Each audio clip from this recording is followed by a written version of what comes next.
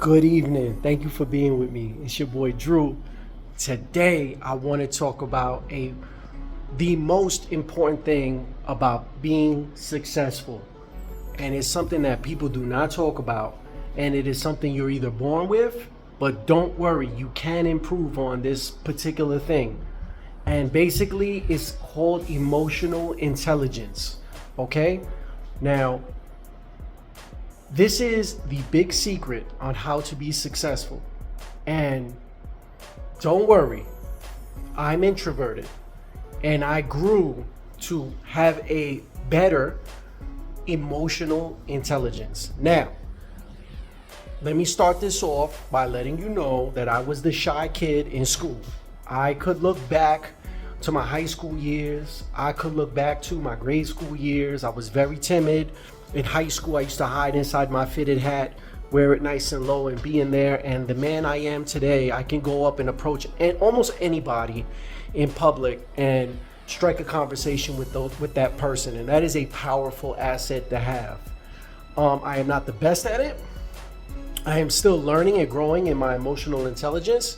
And I am taking advice, and I am learning by watching others who actually have a superior EQ to me. So EQ is basically the term that is short for emotional intelligence. There's an IQ there, and then there's an EQ. IQ is your regular intelligence, how to do something, and EQ is knowing yourself and knowing others, and also making others comfortable with you and you being comfortable with others. That's a powerful asset. Now, my older brother, he's actually amazing at EQ, and he actually has a very high IQ in terms of art and artistic ability. Whereas me, I'm very passionate and I have a higher IQ. And then my brother Tucker, I would say, he has an incredibly high IQ and a bit lower EQ than I do, but I won't go as far as to say like he's in a situation where his EQ is too low, because he's pretty sociable as well. But we all have our strengths and we all have our weaknesses as brothers. Now, my older brother, he did sales for years, and it was very stressful for even somebody with such a high EQ to make the sales that he used to do. Home Depot, back in the days, they used to have a company called HD Supply, short for Home Depot, and they used to work one-on-one with salesmen. He was the salesman, and he would work one-on-one with supers of buildings. He would work one-on-one with big buildings like commercial buildings, whether they were residential, commercial, whatever the case was. And they would order through him, whether they needed faucets, light bulbs, toilet paper, anything that Home Depot carries. And the reason why they had a salesman, somebody like my brother, was because he could convince them to buy things that they didn't actually need, or buy things that they do need in bulk before they actually need it. And one thing that I always found interesting was he always had these little gadgets. He would have like a screwdriver that has a light, like a tape measure, all connected into one, like these little gadgets that he would give out as gifts and stuff like that to all the people, you know? And he did really good at that job. And I think that those extra little things that they would give people, I think that's for the salesmen that don't really have the abilities, the natural God-given abilities that my brother had. He was able to sell stuff whether he had those stupid little things or not. And to be honest with you, he would have an abundance of them just in the garage, in his car, in the trunk. And me and my brother, we would just take those things because they were pretty cool, you know? A big company, if they're trying to seal a deal, do you think they're going to send a geek to seal the deal? No. They're not going to send a guy with the highest IQ. They're going to send a guy with the highest EQ. My brother knows about sports. He was a graffiti artist. He's funny. He's approachable. He's like your average guy, you know? Better than your average guy. My brother's an exceptional human being. But the point I'm trying to get at is, how do you get successful in my trade, our trade, if you're a barber or a beautician, or in any trade, or in anything, whether you have a white collar job and you're cold calling or whatever it is, right? Life is about people. In a world of automation where people forget the power of people, relationships, these are the people that shine, okay? These are the people that take a moment to make these long-lasting relationships that make the difference, okay? Now, I want to tell you guys about me working in a mall, in a unisex salon in the beginning of my career, okay? I wanted to be the king of fades. And I worked so hard. I would have a customer in my chair for an hour on a tight skin fade, getting it perfect. You know, I didn't really have the experience to knock that haircut out fast. So I put my heart and soul in those cuts, right? And I noticed that people was not coming back to me. That's right.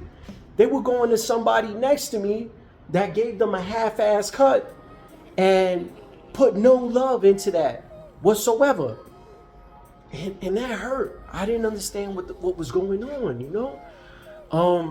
Then eventually the big homie who worked next to me, who basically is probably the most successful barber in the Hudson Valley, he probably makes close to easy $200K a year.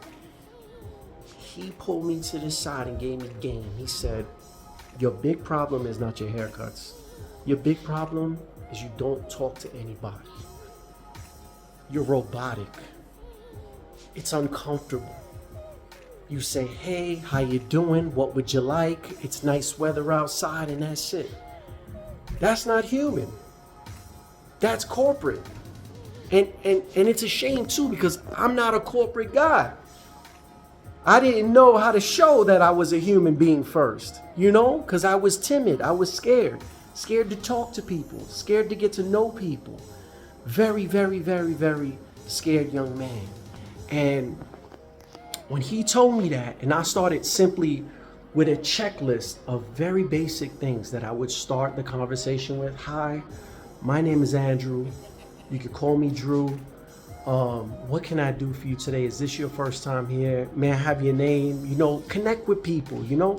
I mean, you don't have to read it like you're reading it off a damn checklist, you know, make it sound cool, make it sound sociable, right? Talk to people the same way you would talk to your best friend, you know? And it takes time. It takes practice to do that if you're an introverted person. But what I want to tell you is, if you are introverted and you're watching this, take the opportunity every single time somebody gives you to get to know people. It's a powerful thing. I want you to think of it that way.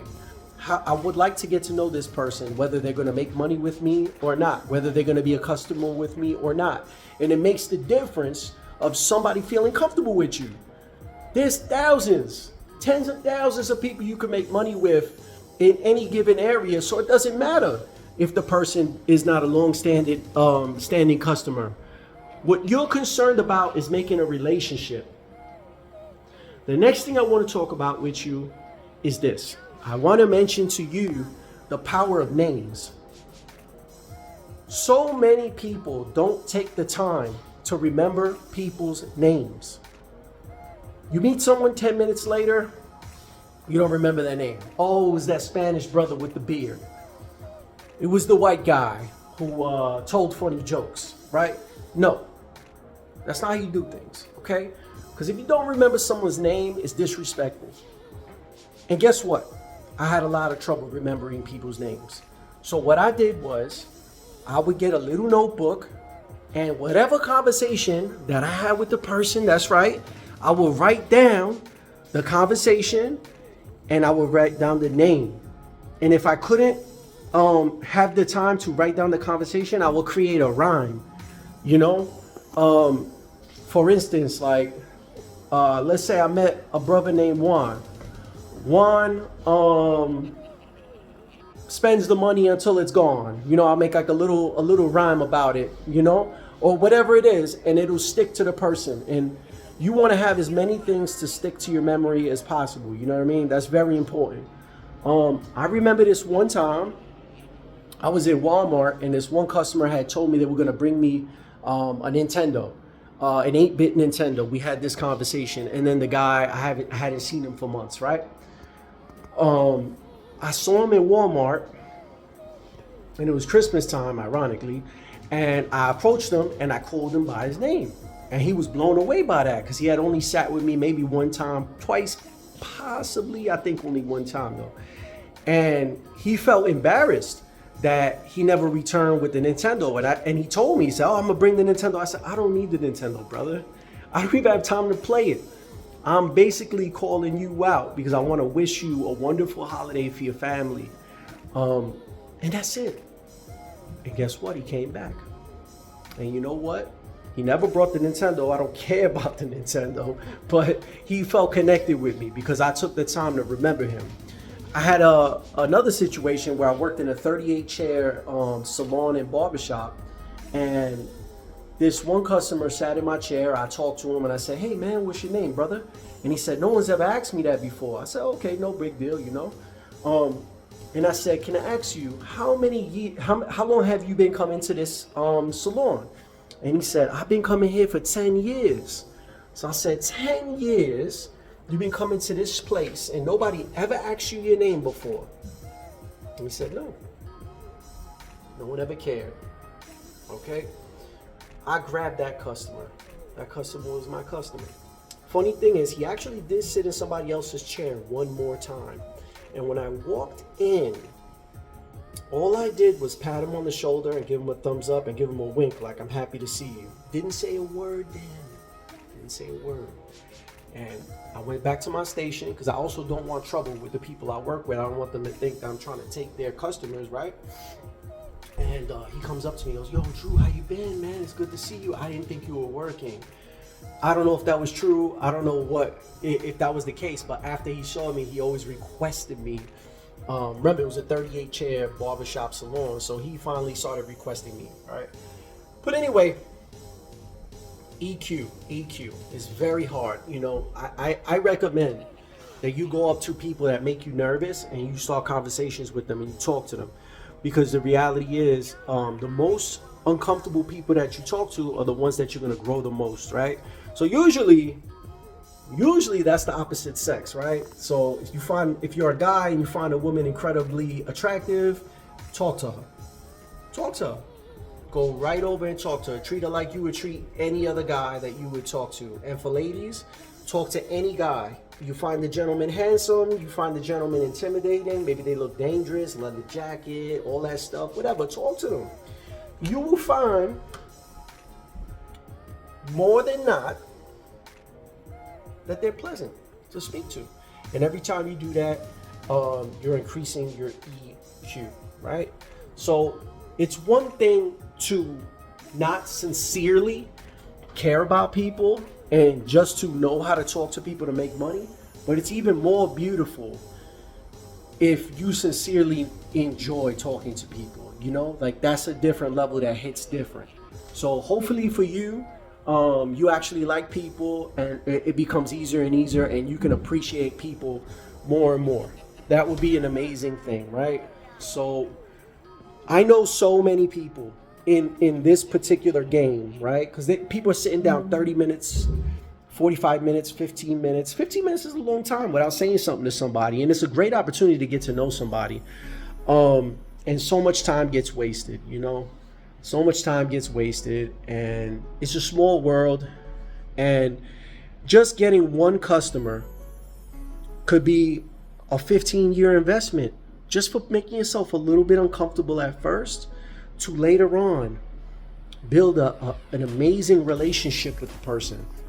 I have customers I've been doing business with for 14 years, maybe 15 years, amazing people that I've shared beautiful stories with. I've invited them to parties, bars, great events and things like that. And I'm so blessed to say that I could call some of my customers if I'm having a bad day and they treat me like family. They're no longer customers. they became family, you know. Just to correct myself, they have become family. Some of these people I can trust with my secrets better than my own family. What a beautiful situation. But we forget that life is about people. And if you want to make more money as a barber, a hairstylist, you have to start breaking away from surface level conversations. Okay? Life is precious, tomorrow's not promised, and every single time you have the opportunity, take it. Someone could teach you something. You could not speak to somebody who might have some really, really powerful words for you that you might need. Somebody could teach you something, either emotionally, tell you a story that could touch you, give you some information about maybe a stock tip or something. You know, you're missing out. Life is about people. Meet people, talk to people, enjoy it, enjoy the ride. This is what it's all about. I do want to, I always try to share one really powerful story before I let you guys go, okay? And I want to tell you guys about my boy CJ. He actually has a channel. He's going to kill me for this because he hasn't updated the channel in a long time. He has a lot of subscribers too, like 4K or something like that. Shout out to the brother CJ. Got the drip. I'm not going to edit this video and put a link in there, but I'm just going to tell you, I'll probably put it in the comments. CJ got the drip. He is one of the strongest EQ people that I have ever met in my life. He's got a heart of absolute gold. I gotta big the homie up big time because he loves people. And he tries his best to connect with people. And every single person I've ever seen him talk to in this barbershop, he has made their day. And it is an absolute pleasure to have him here. But the powerful story I want to tell you is, he did something that I've never seen somebody do. He came in here and he started asking my customers, how is your mental health? I ain't never seen it. Never seen it. Not saying nobody's ever did it, but I never seen it. I never seen somebody come right up to a complete stranger and ask them about their mental health. It was a strange question that I never seen, but somebody did open up to him and felt comfortable. You know, he didn't come straight out and just ask that. He kind of built up towards it, but the guy opened up and told him, he said, look, I'm struggling. I'm struggling with alcoholism. I'm struggling with a lot in my life right now. He goes, I appreciate that you asked me. I appreciate the care and trying to get to know another brother, you know. Thank you so much. And the next thing you know, they privately walked to the side and prayed for the man. You know what I mean? And that guy's been one of our favorite customers ever since we broke through to talk to somebody who really, really, really needed help. He just needed somebody to show that they cared. That's all he really needed, you know? And that's my last point, but greatest point, is that having a good EQ helps everyone around you, because people that don't have the gift of gab, people that don't know how to open up, you help them become more social as well. So you're actually giving to everybody else when you give that to yourself, and you grow and you help others.